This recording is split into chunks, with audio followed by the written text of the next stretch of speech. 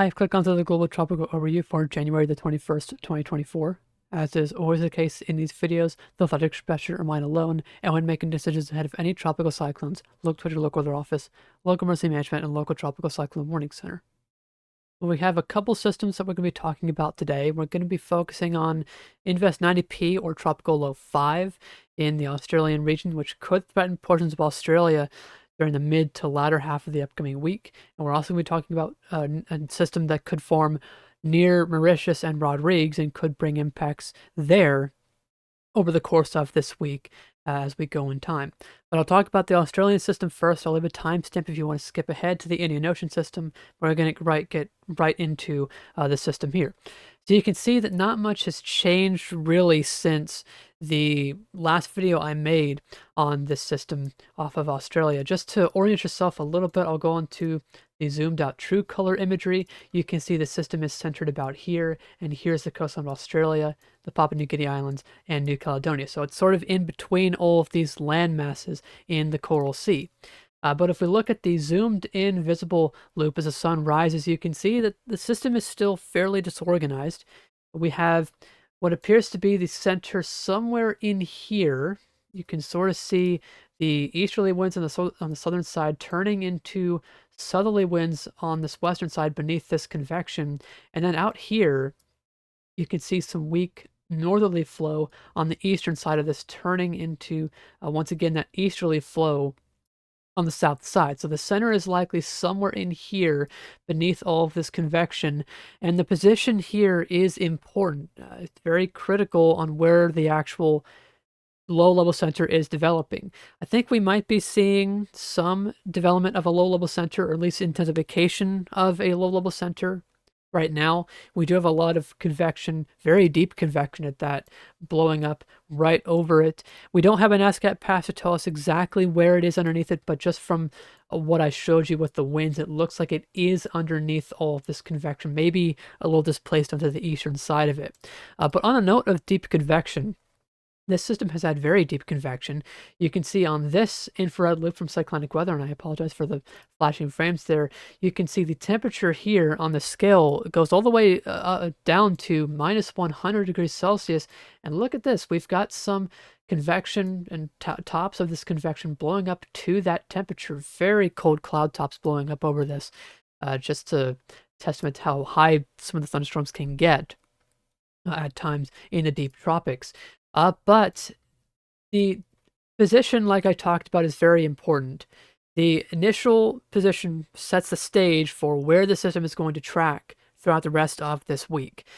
We talked about in my last video how the GFS was on the eastern end of it, and the European was on the western end.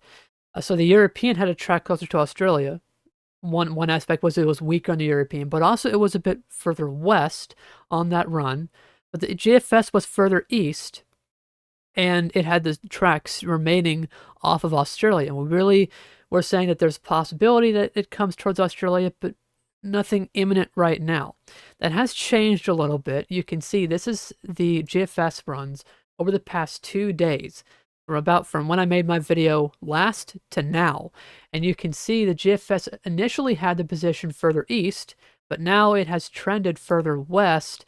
And right now it looks like the storm is centered right about where the GFS says it is. It looks like it centers right about here, around 153 or 154 degrees east. And if we look again at the visible satellite imagery, it's assuming the position is about here, that's around 154 degrees of longitude. The GFS has corrected a little bit for its initial position, and this has caused a big difference in the actual track that the model takes in its runs, and I'll show you that now. Rather than having the storm come out and potentially dive southeastwards towards New Caledonia, what you're going to see happen is the storm will come south and it'll just come right southwest into portions of Australia as a ridge builds down to the south. Now, this ridge is nothing new. This ridge has been forecast to form south of the system for days now. The models have been in agreement of that. The main difference is the track, and if the system was further east, it would have had more likely of a shot to get caught by this deep trough here over New Zealand, and that's why we had some of those runs on the GFS carrying it out, staying away from the coastline of Australia.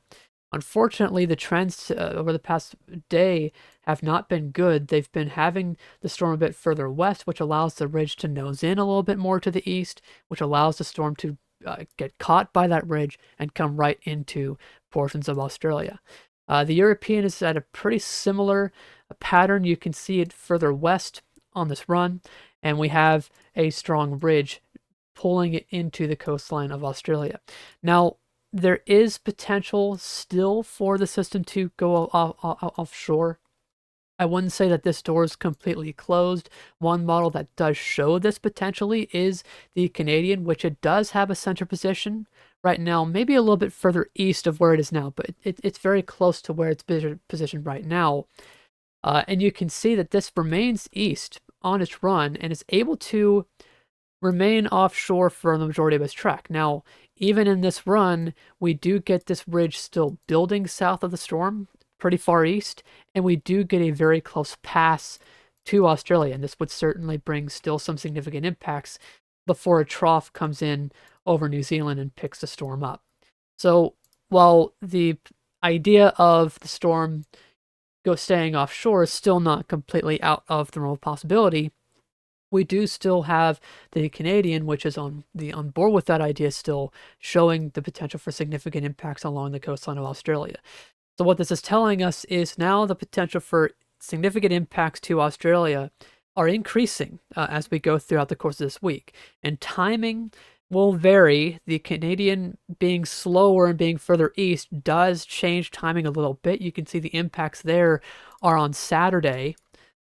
Let me get a better circle there. You can see Saturday on this run, while the GFS being further west and a bit quicker has it during the mid to latter half of the week as a potential strong storm. And the GFS shows a landfall there on its runs. Now, in terms of any intensification that could occur for the system, it does look like we will likely see some intensification of the system as it is in the Coral Sea. The waters are very warm, and you can see the environment is pretty favorable. We've got a nice upper level ridge placed over the system with divergence aloft. That's meaning all these wind streams that you can see here, the streamlines there, moving away from the storm.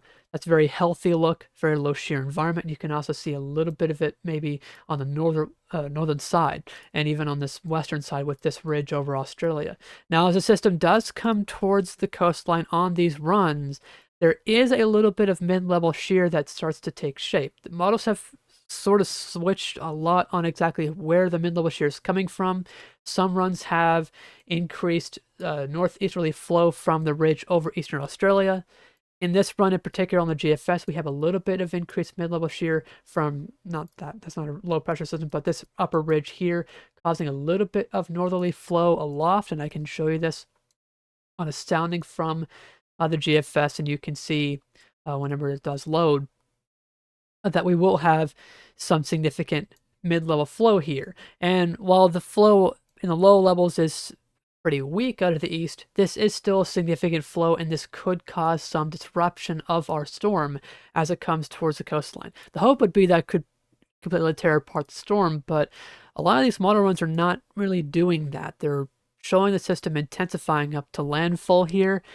Hopefully that mid-level shear can inhibit some of the intensification, but for the majority of its track, it looks like in the Coral Sea, it will probably have a fairly favorable environment in which it can intensify in. So really the key messages today for those along the coastline of Australia, mainly along the coastline of Queensland, is potential has increased today for an impact along the coastline as we get to the mid to latter half of the week. Exact details on the intensity are still a bit uncertain right now, and exact details on the track are still a bit uncertain, but trends have been over the past day going towards a track close to Australia, and it is certainly worth paying attention to and making sure your cyclone preparedness kit is ready just in case a storm does come your way. This is the outlook from the Bureau of Meteorology. You can see that their track is fairly similar to what I showed you a couple days ago. They've still got the potential for a track offshore, but you can see the track coming in further inland now into Queensland, indicating the potential for that landfall along the coastline of Queensland. And we'll talk more into specifics on where it could actually make landfall once we do get the system to be a tropical cyclone and once it has its well-formed center. Right now, there's still a lot of variability, and we'll have to just wait for those questions to be answered. All right, we're now going to move to the Indian Ocean as we are continuing to watch a very big just gyre of low pressure across the southwestern Indian Ocean. You can sort of get the picture of it. We've got below here now moving southwest away from all of the islands up north on the southern periphery of this gyre. So we've got below here, we have a little area of low pressure here. This is Invest 91S, not likely to develop. It does have a small chance to, but this system will eventually move towards the northeast and get entangled in all this convection here associated with a little bit of a trough. And as this system moves slowly towards the south on the eastern periphery of the gyre, which the gyre is sort of like this, you can sort of see how that would go towards the south with all the other low pressures spinning around it. But as it does come south, the environmental conditions will likely be favorable for some development to take place, and we are looking at the potential for some impacts to primarily Mauritius and Rodrigues, but there is still some potential for some impacts to La Reunion as we go through the course of the week. Now here's a GFS 850 millibar vorticity plot, so you can see what I just outlined there in the satellite imagery. Here's below on the southern periphery of this big gyre. 91S is here, and we've got this trough here north of Rodrigues. Now, over the coming days, like I said, the system's going to move south, and we're going to get likely some development here between Mauritius and Rodrigues. That's sort of what the models are honing in on right now in terms of development and where it could exactly form. Now, you might look at that and think, okay, that's good. That means we can probably get away from impacts almost entirely in Mauritius and Rodrigues. But keep in mind, what I talked about a couple of days ago in my video is this system's forecast to be fairly broad. It's not going to be a compact system like, say, below was. It's going to be more broad. So the wind field associated with it is going to be more spread out. And you can see in the GFS plot, even though the storm is coming right in between Mauritius and Rodrigues, I keep mixing up those islands' names, you can see the tropical storm force wind field is still impacting both of the islands. And yes, they're not cyclone force winds, which is absolutely a good thing. They could still cause some significant damage and cause some power outages. We could also get some outer bands, which could lead to some flooding issues. We had a lot of flooding issues in Mauritius, even with the core of cyclone force winds with Bilal staying south of you. We had a lot of flooding issues there from the outer bands, and that's just some of the concern that we have for the storm as this one comes south. Now, the environment will be fairly favorable. You can see as the system does develop here on the GFS, it has a pretty good upper level bridge placed to the east of the system, and also there's a bit of a jet streak here, which it might get a little bit more optimally positioned to when it heads further south, but it's on the down shear side of this upper trough here over portions of Africa and Madagascar. Now, there might be a little bit of mid-level shear here. You can see it is on, if the ridge is centered here, we do have a little bit of flow shearing the system. I can show you this in a sounding from the GFS. There is a little bit of stronger mid-level flow into the upper levels as well, and this might cause a little bit of disruption, especially because we do have mainly the steering flow from a ridge out east of the storm trying to pull the system towards the southeast. So you've got a little bit of shearing there, and that may cause some disruption for the system. Then again, the system is forecast to be broad, and broad systems can be more resilient against wind shear impacts. Now, in terms of steering, there is forecast to be, like I said, a ridge east of the system. You can see that there. It's placed like this, and this will be carrying the system southwards and then turning southeast as it passes through the islands. There is potential for the system to be a little bit further west or a little bit further east, so there is still potential for the center of the system to come towards Mauritius and Rodrigues.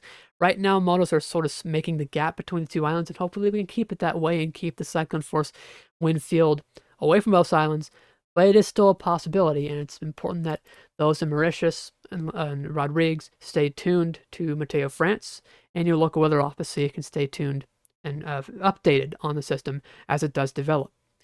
But that's all that I've got for now. I'll leave you all with this map from Meteo France. You can see the high chance of development and the uncertainty in track that could come towards either island or making the gap in between, but high chance of development there. And we once again could see some impacts of tropical storm force winds and heavy rainfall as the system does come through. But I'll leave you all with this map. That's all that I've got for today. We still have some systems still out there. We have Cyclone Engrek, which that system could potentially make its way west, but right now models are keeping the system east of the islands of Rodrigues and Mauritius and La Reunion for now, so we're not really going to be talking about that. And the system over Australia is weakening, but that might have some chance to develop off of the coastline of Western Australia. But in terms of significant impacts, not expecting anything too significant there.